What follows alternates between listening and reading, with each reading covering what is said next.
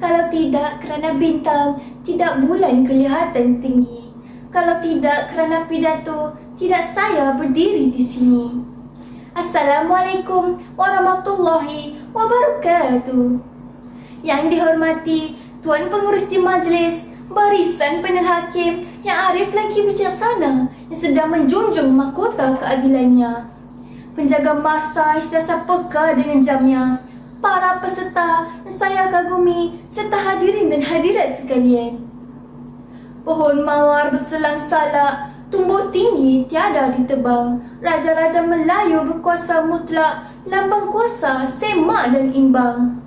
Hadirin dan hadirat yang dihormati, sebagai pembuka tirai perbincangan yang pertama, adalah baik jika kita menelusuri akar-akar cerucuk sejarah sebelum terbentangnya hamparan indahnya negara Malaysia. Apabila memorabilia ini membawa kita ke ratusan tahun yang lampau, nyatalah bahawa institusi diraja sangat signifikan bagi rakyat Malaysia kerana satu institusi yang disanjung tinggi dan memainkan peranan besar dalam kestabilan politik, ekonomi dan sosial negara. Raja-Raja Melayu bukanlah satu institusi yang hanya bersifat seremonial dan rubber stamp. Sebaliknya, adalah satu badan yang ditubuhkan oleh pembuat perlembagaan sebagai nilai tambah kepada tiga cabang badan pembahagian kuasa, iaitu eksekutif, perundangan dan kehakiman. Institusi raja ialah satu institusi tradisional yang sedia ada sebagai teras sistem pemerintah dan pentadbiran sesebuah kerajaan Melayu yang telah muncul berabad-abad lamanya. Manakala semak membawa makna mendengar dan memerhati secara teliti, dan imbang pula membawa makna tidak berat sebelah. Jika dirangkumi tajuk pidato kita hari ini akan membawa makna, institusi raja-raja sebenarnya merupakan satu badan yang mempunyai kuasa mutlak untuk memastikan pentadbiran negara berada di landasan yang betul mengikut acuan Perlembagaan Persekutuan.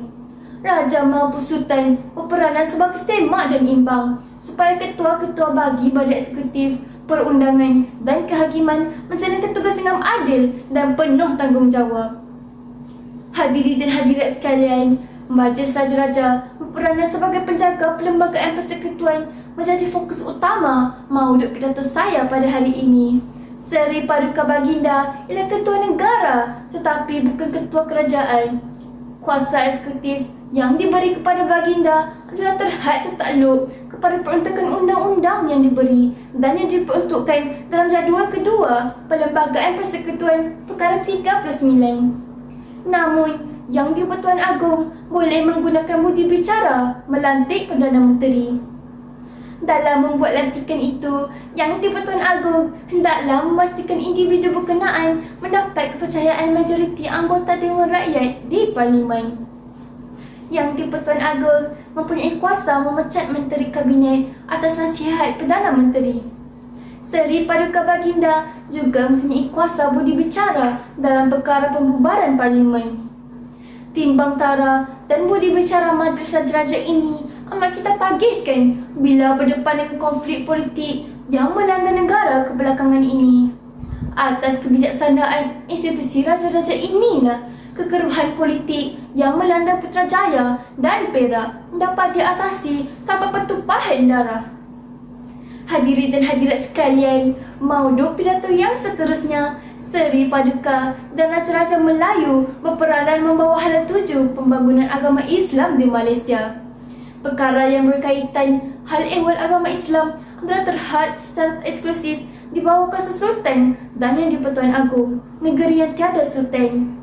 Dewasa ini, kita dikejutkan dengan penggunaan kalimah Allah. Terdapat agama lain memperjuangkan penggunaan kalimah Allah bagi Tuhan mereka. Situasi ini dilihat sebagai mencabar kesucian agama Islam. Majlis Raja-Raja dilihat antara institusi yang wajar memperjuangkan penggunaan kalimah ini. Keberanian seperti mempertahankan laungan azan tak kala masuknya waktu solat wajar diperjuangkan dengan penuh timbang tara.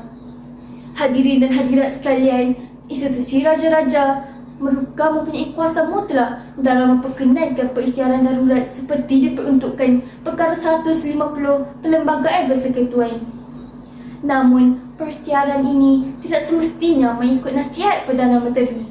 Baginda boleh menimbang tara untuk menolak jika permintaan Perdana Menteri tersebut berdasarkan kepentingan peribadi. Pasti hadirin dan hadirat sekalian tidak lupa kegawatan negara ketika berdepan dengan ancaman COVID-19. Yang di-Pertuan Agong telah mengisytiharkan negara dalam darurat bagi menangani permasalahan ini.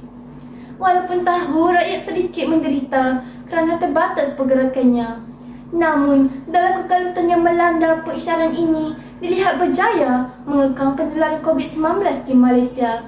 Warga Dewan Tercinta, institusi beraja di Malaysia pada masa kini perlu dikekalkan dan dipelihara sebagai kesinambungan agama, budaya, adat bersam dan cara hidup. Ini kerana kerajaan dan dasar boleh bertukar setiap 5 tahun. Namun, sistem beraja yang diwarisi tetap kekal utuh sebagai pelindung dan pengekal identiti dan cara hidup walaupun kerajaan bertukar ganti di Parlimen. Malahan, institusi Raja-Raja Melayu sebagai satu institusi sema imbang terakhir kepada kuasa kerajaan dan Perdana Menteri kerana sejarah pernah membuktikan di serata dunia yang sistem demokrasi adalah terdedah pada salah guna kuasa dan korupsi serta pemerintahan diktator akibat daripada pemusatan kuasa yang mudah dibuat dengan memanipulasi pendapat awam. Akhir kata dari saya, institusi raja, satu kuasa, semak dan imbang. Assalamualaikum warahmatullahi wabarakatuh.